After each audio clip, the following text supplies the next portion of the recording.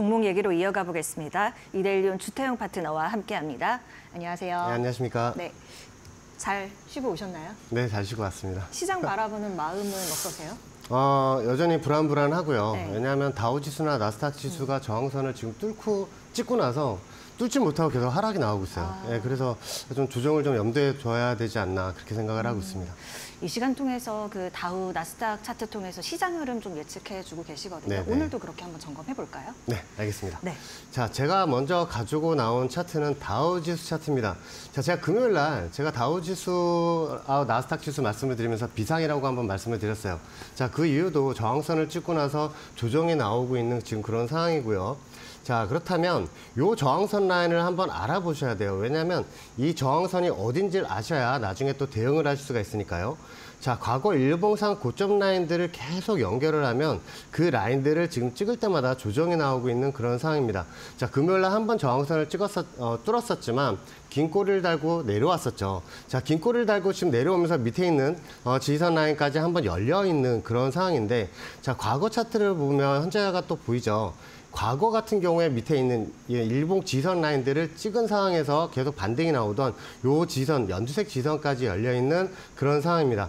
자, 밑에 있는 지선 같은 경우에 47,000포인트가 되는 지선이 형성이 되어 있고요. 자, 그렇다면 이 다우지수를 보면서 저항선을 찍고 조정이 나온다고 예측을 하게 된다면 일단은 지수 관련주 가지고 계신 분들은 조금 보수적으로 접근을 하셔야 되지 않나 그렇게 생각을 하고 있습니다. 자, 나스닥 지수도 한번 차트를 한번 볼게요.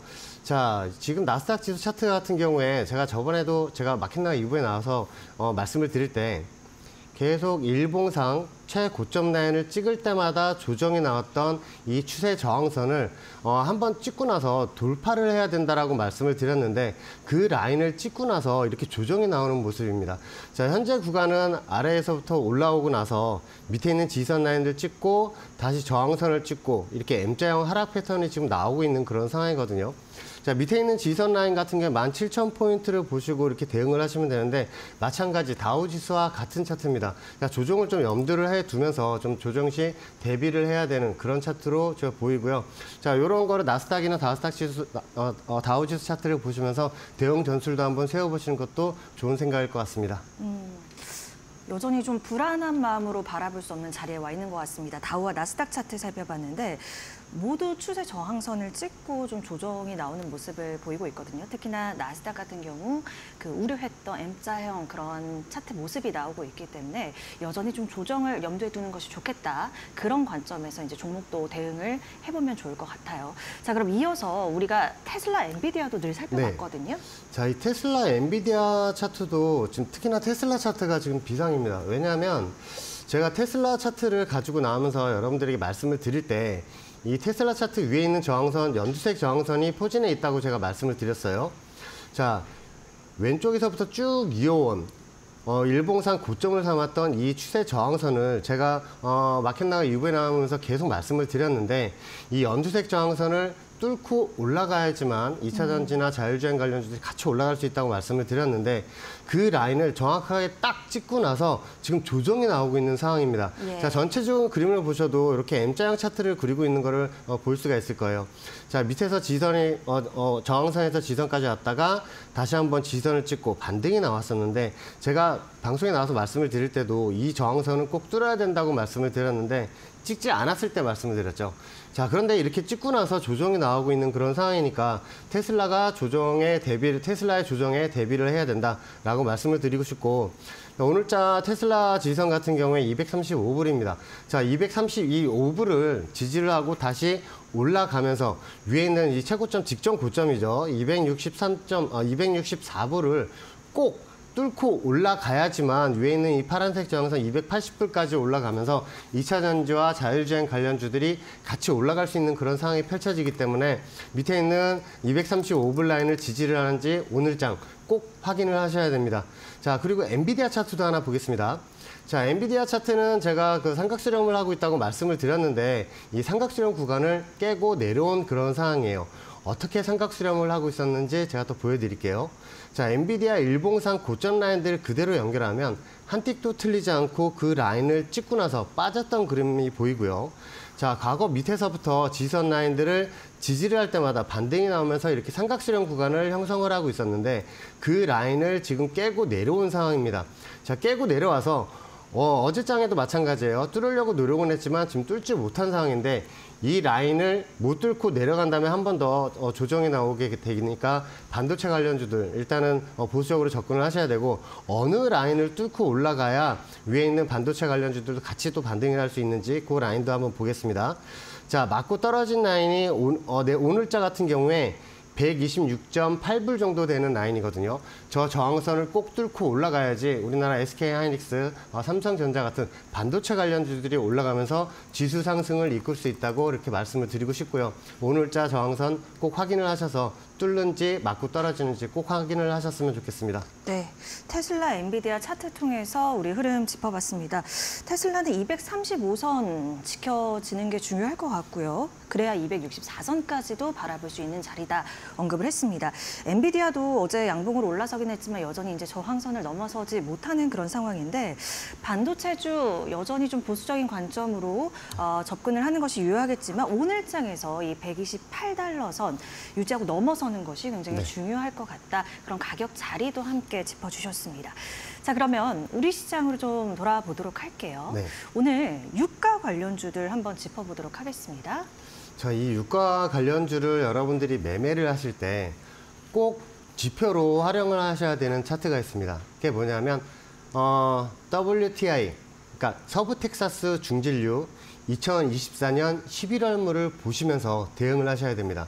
자, 이 유가 차트를 여러분들 보시면서 어떻게 대응을 하셔야 되는지 또 한번 알려드릴게요. 자, 제가 WTI 2024년 11월물 그래프를 보시면서 한번 말씀을 드리겠습니다. 자, 제가 과거 차트를 보시면 이렇게 동그라미 친 부분들이 있어요. 자, 과거에도 요런 라인들을 찍을 때마다 계속 반등이 났던 그 라인들인데 여러분들 요 라인들을 왜 제가 강조를 드리냐면 밑에 있는 이 지선들 라인들을 계속 지지를 할 때마다 반등이 나왔던 그 그림을 볼 수가 있어요.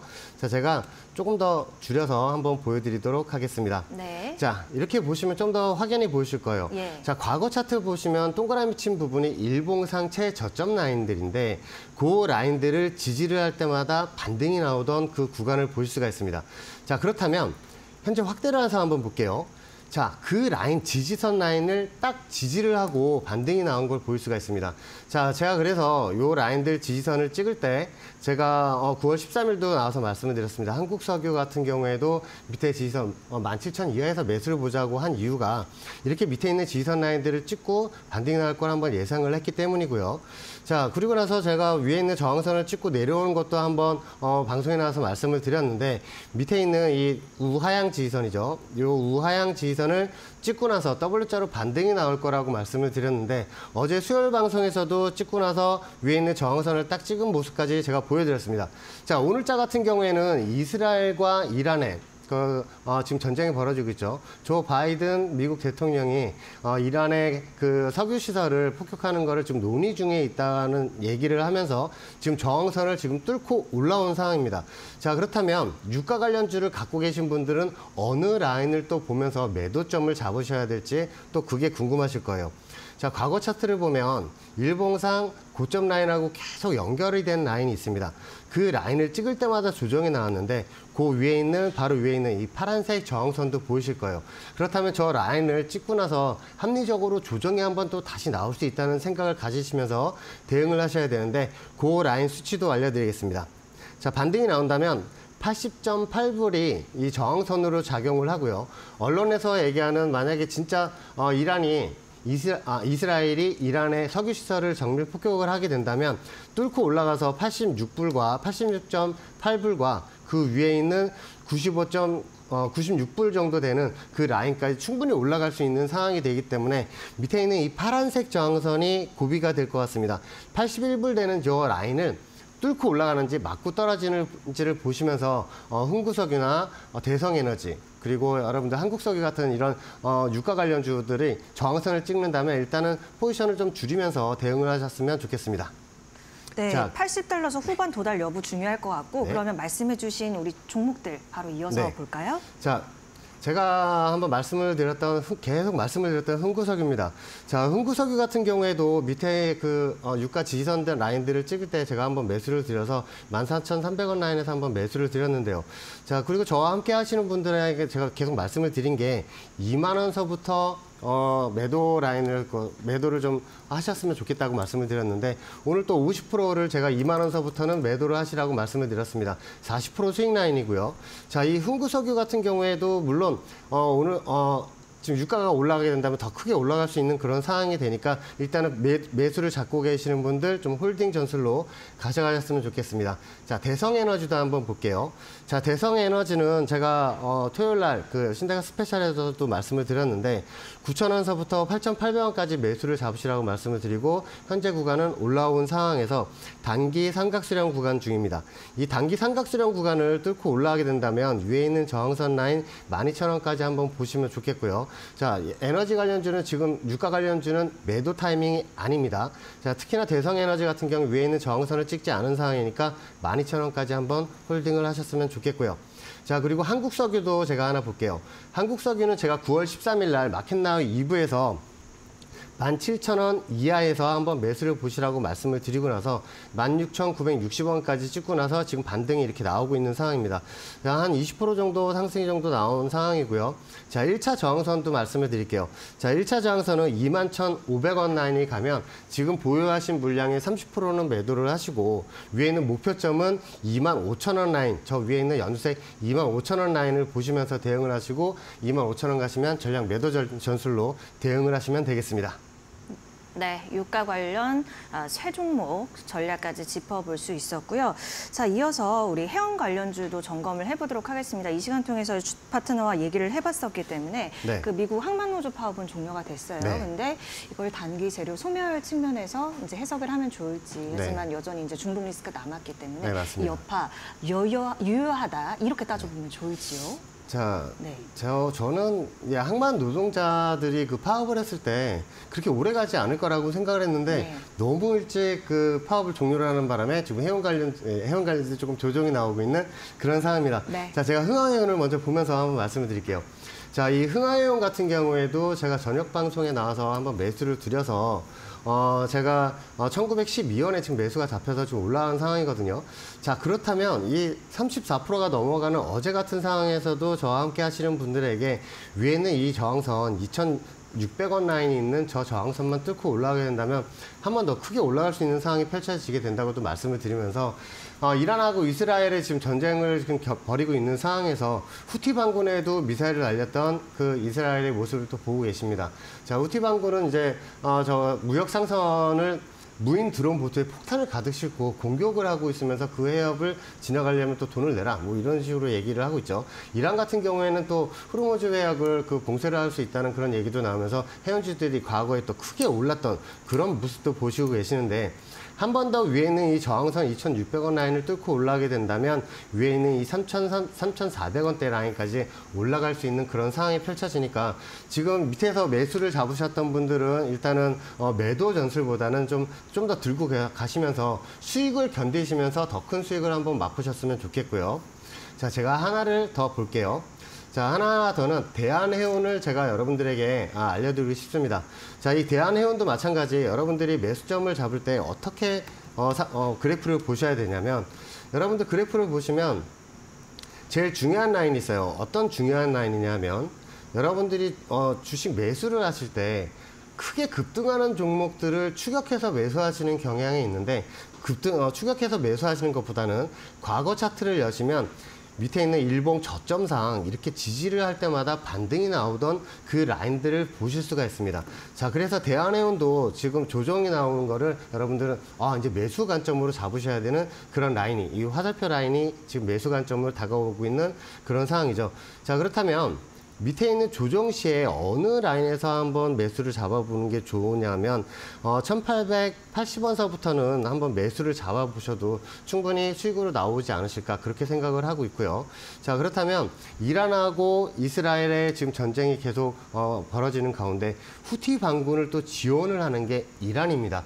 자, 이란을 위해서라도 후티 반군이나 이런 반세력들은 계속해서 그 무역 항로에서 테러를 일으킬 수밖에 없기 때문에 해상 운임료가 계속 올라갈 수밖에 없겠죠. 왜냐하면 우회해서 돌아가야 하는 그런 상황이 펼쳐지니까요. 자, 그래서 이 해운주나 에너지 관련주, 특히나 유가 관련주는 여러분들도 주시를 해서 보시면 되겠고, 해운주 같은 경우에는 저점에서 떨어지면 매수 관점으로 보셨으면 좋겠습니다. 네. 여전히 반등, 상승의 여력이 남았다. 해운 관련해서는 이렇게 의견을 줬습니다. 자, 그러면 오늘장에서 공략해볼 만한 기업이 있다면 어떤 네. 거 바라보면 좋을까요? 자, 제가 가지고 나온 게 또 해운주입니다. 아, 네. 자, 이 해운주 같은 경우에 STX 그린 로지스를 제가 가지고 나왔거든요. 네. 자, 이 종목 같은 경우에도 과거에 마켓나우 2부에 나와서 제가 STX 그린 로지스를 매수를 한번 드려서 또 크게 수익이 났었던 그런 상황이 펼쳐졌었는데, 오늘 같은 경우에도 좀 조정이 나오면서 매수점이 다가오고 있습니다. 자, 그래서 제가 그래프를 보시면서 한번 말씀을 드릴게요. 네. 자, 과거 차트를 보시면 제가 마켓나우 2부에 나와서 이렇게 조정 시에 저항선을 뚫고 올라왔기 때문에 나중에 그거하고 연결된 지지선에서 한번 매수를 보시라고 한번 말씀을 드렸던 그 라인들도 한번 기억이 나시죠? 자, 위에 있는 저항선 같은 경우에 어디까지 반등이 나왔었냐면 위에 있는 일봉상 고점 라인들하고 계속 찍을 때마다 조정이 나왔던 그 상황이 펼쳐져요. 자, 그렇다면 나중에 반등이 나오면 목표점도 아실 수 있을 거고요. 자, 현재 상황에서 그래프를 한번 보겠습니다. 자, 현재 상황 그래프는 그 미국의 항만 노동자들이 파업을 철회하면서 크게 올랐던 종목이 다시 조정이 나오고 있는 그런 상황이죠. 자, 이런 상황에서 매수점을 또 어떻게 잡으셔야 되냐면 과거 저점 라인에서 저점 라인하고 그대로 연결을 해보시면 그 라인들을 현재 찍고 있는 모습이 보이실 겁니다. 이 연두색 추세 지지선을 보시면 돼요. 자, 그렇다면 이 지지선 라인에서 뚫고 내려갈 수도 있지만 하나가 더 빨간색 추세선이 버티고 있죠. 자, 그래서 매수점은 지금 현재 상황서부터 밑에 있는 지지선 11,950원까지 한번 매수를 보셔서 대응을 하셨으면 좋겠습니다. 11,950원서부터는 손절 마이너스 8%를 걸고 대응을 하시면 되겠고요. 반등 시에 위에 있는 저항선 어느 라인인지 보이시죠? 17,800원 저 라인대가 계속 고점상 찍을 때마다 조정이 나왔던 그 라인이니까 17,800원 라인을 목표점으로 보시고 대응을 하셨으면 좋겠습니다. 이 해운 관련주 같은 경우에 한번 특히나 STX 그린 로지스 같은 경우에는 이 등락이 아주 큰 종목이니까 손절을 꼭 거시고 대응을 하시고 올라가시게 될 경우에 오늘 고점이죠. 16,000원 이상으로 올라갈 경우에는 분할로 조금씩 매도를 하면서 17,800원을 최종 목표치로 보시고 대응을 하시면 되겠습니다. 네. 오늘 주태영 파트너의 공략주는 STX 그린 로지스였습니다. 현재 가격대에서 11,950원 선까지 매수 유효한 가격대라고 이야기를 했고요. 1차 목표가 17,800원 제시를 했는데요. 손절 라인, 왜냐하면 이 종목 같은 경우 급등량이 굉장히 좀 큰 편이기 때문에 손절 라인을 확실히 지켜주자라는 조언까지 들어볼 수 있었습니다. 오늘은 주태영 파트너와 함께했습니다. 고맙습니다. 감사합니다.